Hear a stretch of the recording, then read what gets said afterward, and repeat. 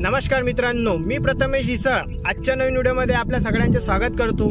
मित्रांनो, आज आपण सोयाबीन या पिकावरील खोडकीड याचे नियंत्रण कसे करावे व व्यवस्थापन बघणार आहोत। सुरुवातीला सोयाबीन हे 15 दिवसाच्या अवस्थेत असताना खोडमाशी हे पिकाच्या बुंद्याला, जसे की आपण बघू शकता या साईडला एक अंड सोडून देते। त्या अंड्याने पिकामध्ये खोडकीड हे तयार होते। या खोडकिडीचे व्यवस्थापन जर आपल्याला करायचे असेल तर सुरुवाती अवस्थेमध्ये खोडकिडीचे व्यवस्थापन केले तर उत्पादनामध्ये घट आढळत नाही। जर आपण हे व्यवस्थापन केले नाही, जवळपास 25 ते 30% उत्पादन घट हे आपल्याला आढळून येते। खोडकीड व्यवस्थापन करणे हे फार मोठे काही अवघड नाही आहे।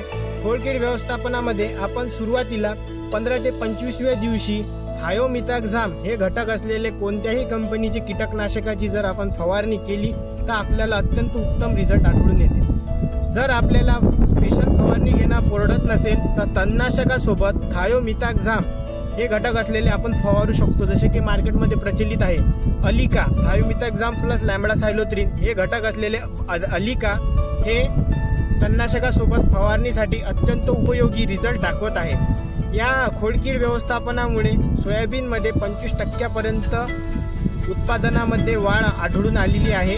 हे व्यवस्थापन करणे अत्यंत आवश्यक आहे, नाही तर शेंग भरायच्या अवस्थेमध्ये सोयाबीन शेंग न भरता वाळून जाते, सुकून जाते, तर पुढे आपल्याला व्यवस्थापन करणे अत्यंत कठीण जाते। त्यामुळे सोयाबीनच्या सुरुवाती अवस्थेत हे व्यवस्थापन करणे अत्यंत महत्त्वाचे ठरते।